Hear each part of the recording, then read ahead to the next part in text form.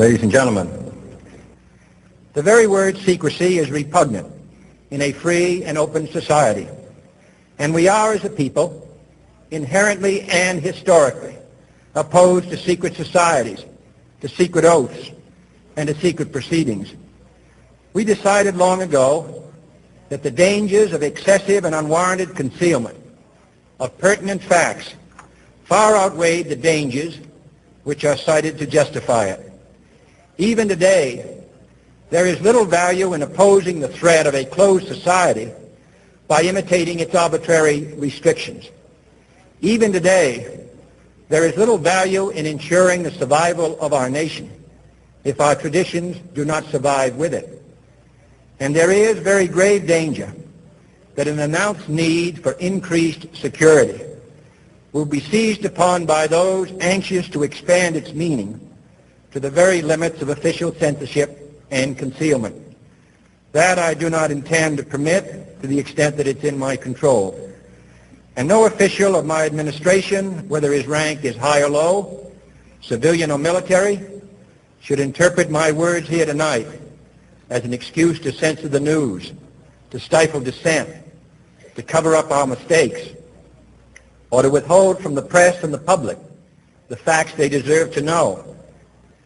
For we are opposed around the world by a monolithic and ruthless conspiracy that relies primarily on covert means for expanding its sphere of influence, on infiltration instead of invasion, on subversion instead of elections, on intimidation instead of free choice, on guerrillas by night instead of armies by day.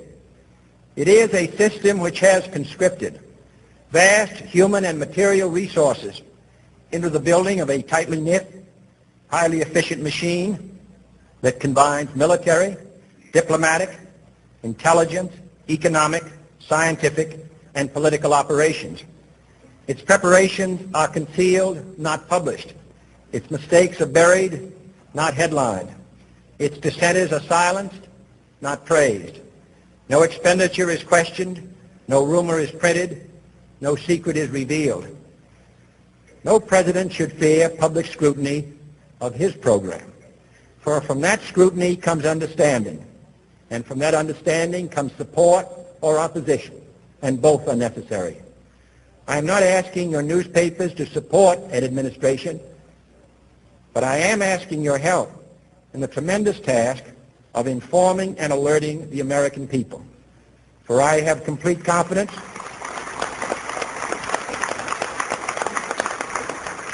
in the response and dedication of our citizens whenever they are fully informed. I not only could not stifle controversy among your readers, I welcome it. This administration intends to be candid about its errors.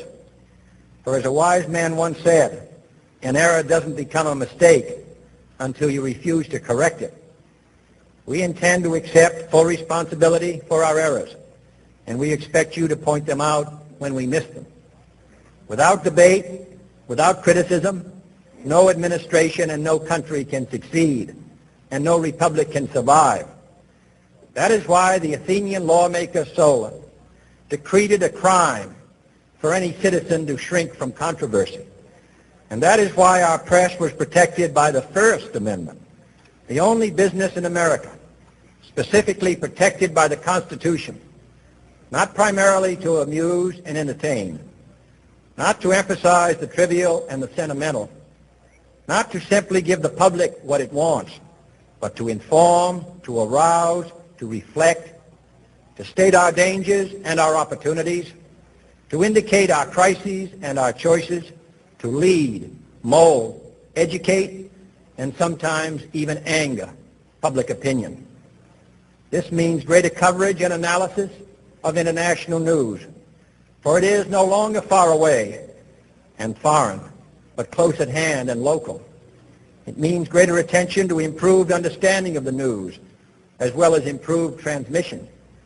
And it means, finally, that government at all levels must meet its obligation to provide you with the fullest possible information outside the narrowest limits of national security.